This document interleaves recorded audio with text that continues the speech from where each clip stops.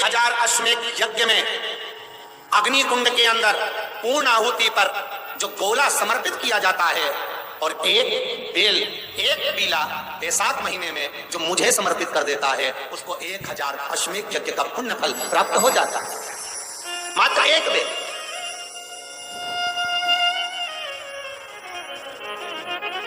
बहुत अच्छे से समझना महाराज, फिर समझ लीजिए। केवल सारे शिवलिंग में एक नर्मदेश्वर महादेव ऐसे होते हैं जिन पर कुछ भी चढ़ाओगे तुम खा सकते हो। भगवान को अगर भोग लगाया तो तुमने खा लिया। भगवान के शिवलिंग को अगर कोई वस्तु टच हो गई तो तुम पा सकते हो। मिठाई हो, चूरमा हो, लड्डू हो, पेड़ा हो, गुलाब जामुन हो, इमरती, भजिया, पकौड़ा, फल फ्रूट जो भी होगा वो पा सकते हो।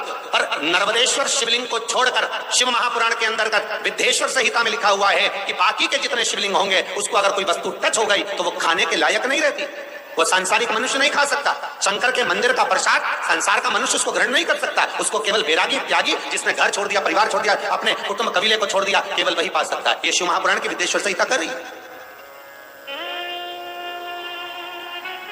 पर शंकर कह रहे, मां उमा से, मां पार्वती से मेरा महेश कह रहा है, मेरा बाबा भोलेनाथ, मेरा बाबा विश्वनाथ, मेरा त्रिकालदर्शी कैलाशी अविनाशी कह रहा है कि हे पार्वती, एक बीला, एक बेल जो मुझे समर्पित करता है और समर्पित करने के बाद उस बेल की महत्वता देखिए, जो बैसाख महीने में बाबा शंकर को जो चढ़ाया जाता है और 1000 अश्वमेध यज्ञ का पुण्य फल हम प्राप्त कर लेते हैं मात्र एक फल चढ़ाकर, मात्र एक फल चढ़ाकर। जैसे इससे पहले जो एकादशी कही, जिसको त्रिविधि एकादशी भी कहते हैं, पद्म पुराण में लिखा है और विष्णु पुराण में, एकादशी के दिन द्वादशी भी पड़ जाए, एकादशी के दिन त्रयोदशी भी पड़ जाए, मतलब एकादशी, द्वादशी और त्रयोदशी तीनों तिथियां एक साथ पड़ जाए और उस दिन एकादशी का व्रत जो रख लेता है उसको हजारों एकादशी का पुण्य फल प्राप्त हो जाता है। फिर वो जिंदगी में एकादशी करे चाहे ना करे। और फिर ध्यान देना, कोई मर रहा है, कोई तड़प रहा है और आपने तो अपने जीवन में एक ही एकादशी करी, वो कौन सी? त्रिविधि। और मान लो कोई मर रहा है तो आप उसमें से अपनी एकादशी में से आप 5 एकादशी दे सकते, भले आपने एक कर लिया, क्योंकि आपने हजारों कर लिए एक साथ, उसका पुण्य आप किसी को प्रदान कर सकते, आप किसी को दे सकते। उसी तरह हे पार्वती,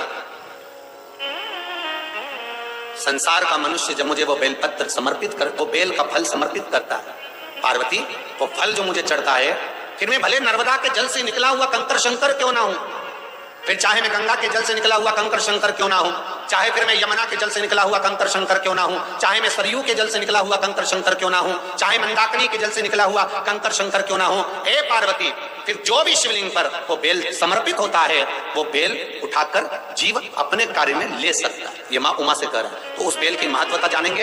अब अपन उस बेल को जानने के लिए वापिस स्कंद पुराण में चले तो स्कंद पुराण में लिखा हुआ है कि जो बेल बैसाख के महीने में शंकर को चढ़ाया जाता है वो बेल का फल उठाकर रख लिया जाता है। बैसाख के महीने में उस चढ़े हुए, बाकी का आपको बेल का फल खाना हो तो बात दूसरी, पर चढ़ा हुआ जो बेल का फल है वो पूरा बैसाख नहीं खाना। बैसाख के बाद में अगला जो महीना आए उस महीने के अंदर उस फल के अंदर का गुर्दा निकालकर उसको सुखा लीजिए और सुखाकर जिस व्यक्ति को पथरी की बीमारी हो और जिस व्यक्ति को पेट में बहुत भोजन पचता ही नहीं है, पूरा शरीर पाचन क्रिया बेकार हो गई, उस व्यक्ति को केवल 7 दिन तक शंकर पर चढ़ा हुआ वो बेलपत्र प्रदान कर दीजिए। पथरी भी बाहर और पाचन क्रिया भी ठीक, जिंदगी भर तकलीफ नहीं। उस बैसाख में उस फल की इतनी महत्वता बाबा भोलेनाथ स्कंद पुराण, लिंग पुराण, नर्मदा पुराण, पद्म पुराण के अंतर्गत, शिव महापुराण के अंतर्गत वर्णन कर